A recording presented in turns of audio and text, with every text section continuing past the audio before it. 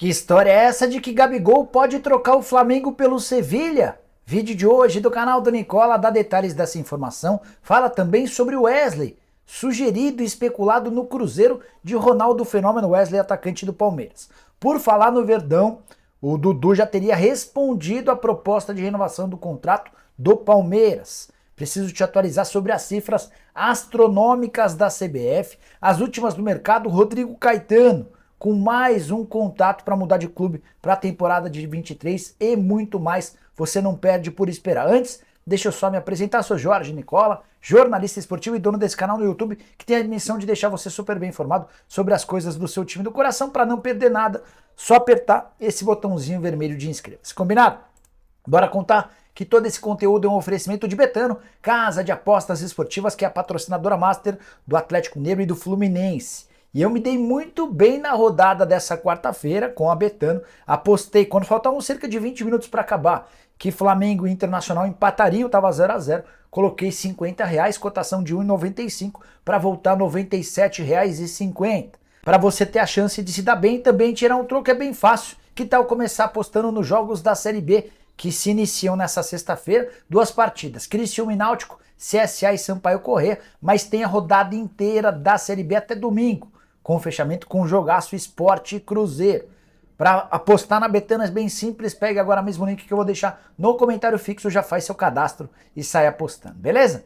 Bora começar o vídeo para falar a respeito da CBF, que anunciou nessa quinta-feira seu 16º patrocinador. Os caras estão nadando em dinheiro, estão deitando e rolando. Esse patrocínio é de um aplicativo de entregas de comidas, entre outras coisas, a contrato de uma temporada.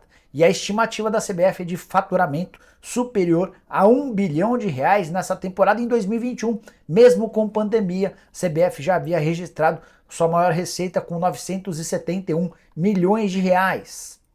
Só para contextualizar, a CBF tinha na virada do ano 724 milhões de reais em caixa. Até por isso é uma entidade que tinha até outro dia avião, helicóptero, entre outras coisas. Enquanto isso, vários clubes gigantes passando por enormes dificuldades. E se a CBF arrecada bastante, ela gasta também. Na temporada passada, por exemplo, foram 434 milhões apenas com contribuição ao fomento do futebol nos estados e competições. Durante a apresentação desse 16º reforço, o Edinaldo Rodrigues, que é o presidente da CBF, falou a respeito da busca da entidade por um técnico para substituir Tite. Depois da Copa do Mundo, o Tite vai embora. E o Edinaldo disse o seguinte: o técnico brasileiro tem um manancial, o futebol brasileiro tem um manancial extenso de grandes treinadores. Será?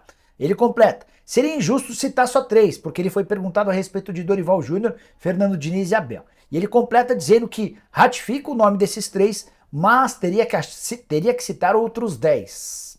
Bom, também foi perguntado a respeito de técnico estrangeiro na seleção e a resposta foi, abre aspas, não temos preconceito com nacionalidade. Você aceitaria um técnico gringo? Use o espaço para comentários e deixe sua opinião, beleza? Bora continuar para falar a respeito do Vasco da Gama. 777 completou um mês à frente do clube. E não houve tempo para grandes alterações, por exemplo, contratações, todas vão ficar para a próxima temporada, quando a 777 assumiu de fato o Vasco, o período de inscrições já havia encerrado. O que foi possível fazer até então? Pagamento de salários atrasados, bichos, por exemplo, o da vitória contra o Operário por 3-2 já foi pago. E por falar em bicho, a 777 prometeu 2 milhões de reais aos atletas e à comissão técnica em caso de confirmação na volta do time à primeira divisão.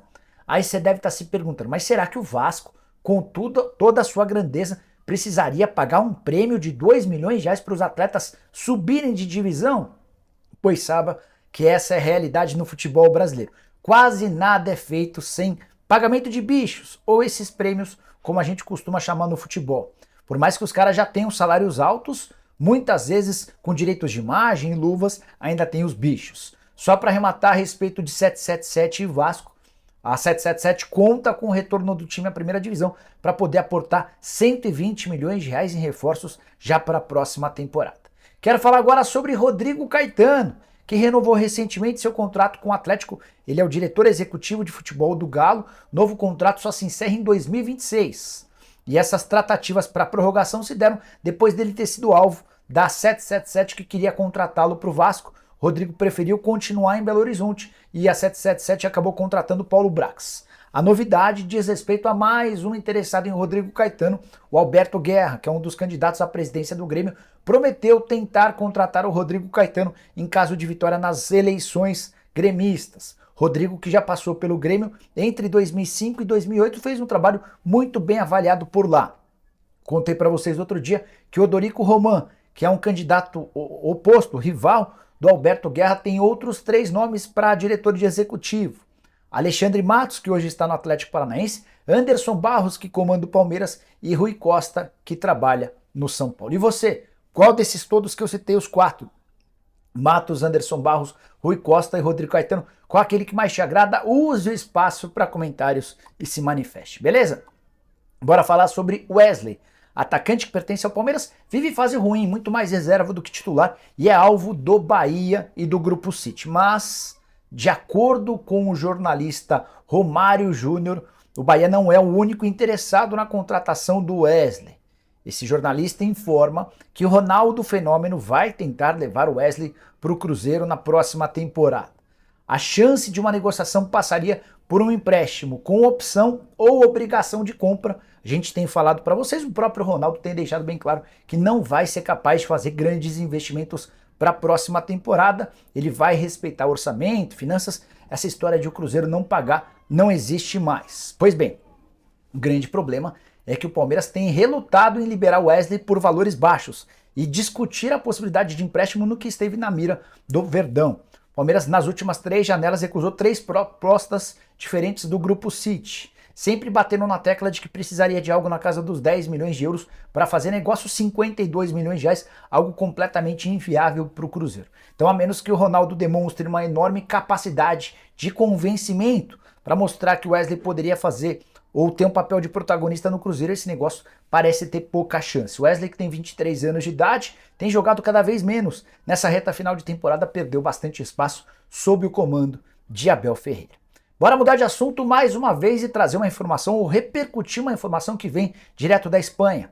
Um programa de TV da Espanha chamado El Chiringuito, que vira e mexe repercute com barulho, com informações, está cravando que Jorge Sampaoli tem a intenção de contratar Gabigol. Antes, só para recapitular, o Sampaoli acaba de ser anunciado como novo técnico do Sevilha.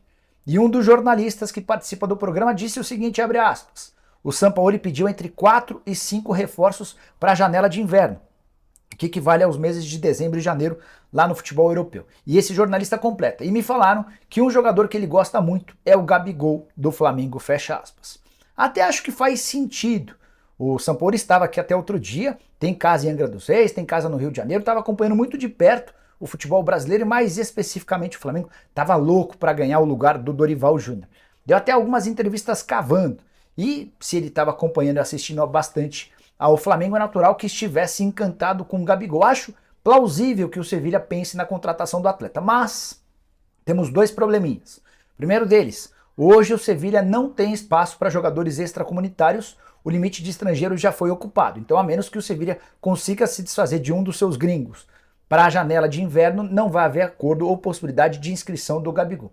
O segundo ponto é financeiro. O Flamengo tem assegurado que não tem a intenção de se desfazer do seu principal jogador e só vai liberá-lo mediante pagamento da multa rescisória, que hoje equivale a 33 milhões de euros. Gabigol, que vive fase bem legal, recentemente foi especulado para jogar num time da Turquia, o Fenerbahçe, de Jorge Jesus, e o Marcos Braz, quando perguntado sobre o assunto, disse que não existiria a menor possibilidade de o Gabigol ir para a Turquia. Ou ele iria para a Inglaterra ou para alguma outra grande liga do futebol europeu, como é o caso da Espanha. Bora fechar o vídeo para falar a respeito de Dudu e Palmeiras. Que Dudu e Palmeiras discutem há meses a prorrogação do contrato, isso já é público e notório. O vínculo atual termina em dezembro de 2023 e o Palmeiras tenta prorrogar esse contrato.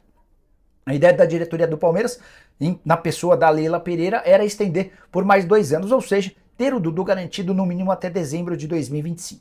Só que desde o princípio das tratativas, o Dudu e seu representante, o André Cury, trabalhavam com 5 anos de prazo. Além do contrato atual, 2023, ele queria mais 5 anos, para se perpetuar, para garantir a aposentadoria no clube. Com o passar do tempo, o André Cury e o Dudu foram entendendo que esses 5 anos estavam completamente descartados, seriam 5 e mais do ano que vem seriam 6 anos, e o Palmeiras não se sente confortável para oferecer um contrato tão longo, levando em consideração que o Dudu é o jogador mais bem pago do futebol brasileiro e não se tem ao certo um entendimento de como é que o Dudu vai estar em tanto tempo ou daqui a tanto tempo. Pois bem, o Palmeiras fez recentemente uma proposta de 2 temporadas. Ele ficaria até dezembro de 2023 com esse contrato atual, teria mais 2 anos, ou dezembro de 24, ou seja, até dezembro de 2025. E o Dudu, de acordo com o site Goal, apresentou a sua contraproposta.